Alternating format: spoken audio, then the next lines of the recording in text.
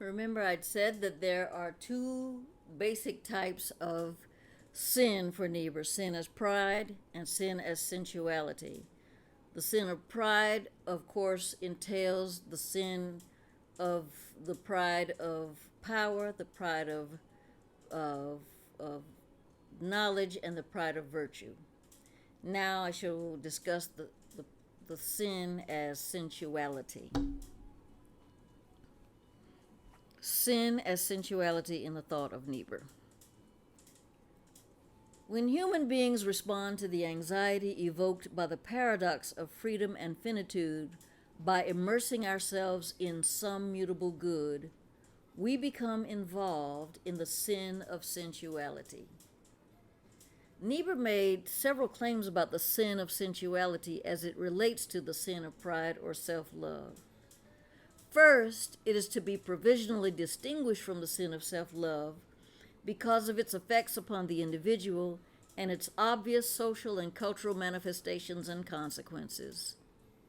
Quote, "If self-love is the destruction of life's harmony by the self's attempt to center life around itself, sensuality would seem to be the destruction of harmony within the self by the self's undue identification with and devotion to particular impulses and desires within the self.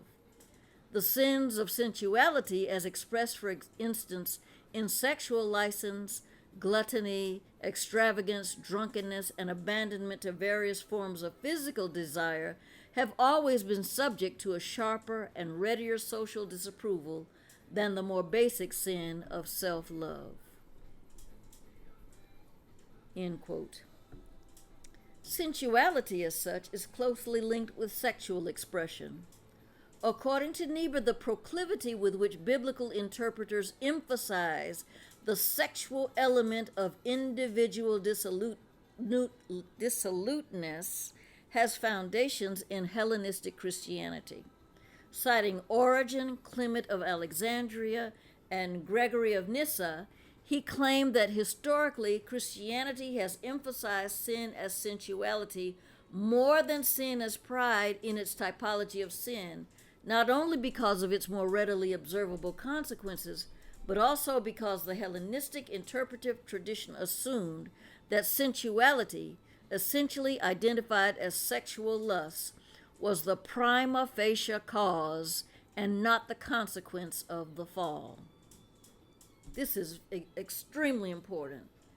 The Hellenistic tradition assumed that sensuality, sexual lust, was the prima facie cause and not the consequence of the fall. They identified a list of things that constitute sin. And the first thing on the list of things that constitute sin includes the sexual act. But this is not the Pauline Augustinian tradition. Remember, the original sin, the peccatum originis of Adam and Eve, was the shift of the gaze away from the Creator. Everything that follows from that is sin. Everything that follows from that and that follows from that posture is sin. Everything that flows from that posture is sin. It is not a list of things in Augustine. It is not sexuality, although in our inheritance of Christian ideation around sex, we think about sin essentially as sex. When we say Jesus was tempted and tried like as we, yet without sin, we mean that he didn't have sex.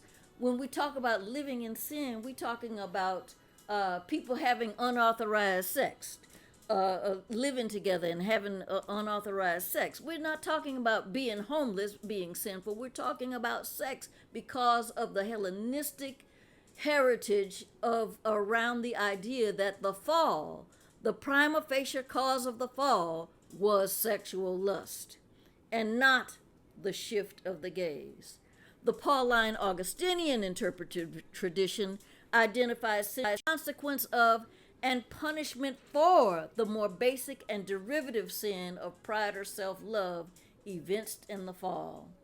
Affirming Augustine's exposition of Romans, the first chapter, the 21st through the 28th verses, this is what Niebuhr believed situates sensuality within the sin of pride. Therefore, God gave them up in the lusts of their hearts to impurity, to the dishonoring of their bodies among themselves, because they exchanged the truth about God for a lie and worshiped and served the creature rather than the Creator, who is blessed forever. Amen. So the sin of sensuality is situated in the sin of pride, situated in the sin of superbia, situated in the sin of turning away from God, which Niebuhr believed reflects the anxiety of humankind, and Augustine believed it reflects our incorrigibleness. Niebuhr describes sensuality as a further confusion consequent upon the original confusion of substituting the self for God as the center of existence. The Thomistic or semi-Augustinian position later maintained the Hellenistic belief that the original sin and cause of the fall was lust, but also described lust as a consequence of self-love, which is also a synonym for pride. St. Thomas Aquinas posited that reason's mastery of the body was lost as a result of sin. Luther described lust or concupiscencia as a consequence of the fall, but understood it as an all-inclusive term for sin and not synonymous with sex.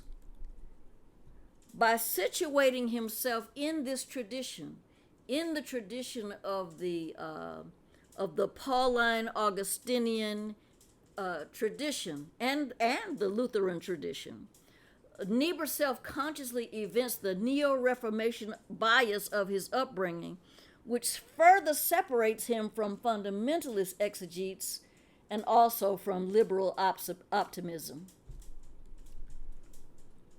Niebuhr acknowledged Augustine's seemingly morbid preoccupation with sexuality, but defended his assessment of the derivative nature of sin as sensuality from the original sin of pride or self-love, because God, as creator of human sexuality, would not be implicated. Niebuhr himself did not identify sensuality as sexuality, but affirmed sex as a created and mutable good. Still, he recognized the potential for both idolatry and the flight into another, which he designated alter egoism, itself a form of idolatry that is facilitated by the nature of the sexual act itself. Quote, "The fact that upon the purely instinctive basis, both the self and the other are involved in sexual passion makes it possible for spirit to use the natural stuff of sex for both the assertion of the ego and the flight of the ego into another. The sexual act thus becomes in human life a drama in which the domination of one life over the desires of another and the self-abnegation of the same life in favor of another are in bewildering conflict and also in baffling intermixture." End quote. The concept of sin as sensuality is a relatively underdeveloped theme in Niebuhr's theological anthropology in comparison with the concept of sin as pride or self-love. Nevertheless, it is important to see it as an extension of his treatment of the sin of pride. In Niebuhr's Logic of Sin, quote, "Constitutional anxiety tempts the self to sin. The sin increases the insecurity which it was intended to alleviate until some escape from the whole tension of life is sought." End quote. A response of sin as sensuality can therefore represent undue self-love and or an attempt to escape from the freedom and responsibilities of selfhood into nothingness. Niebuhr denied that sin, however expressed, is the necessary consequence of constitutional anxiety. It may also occasion faith and creativity.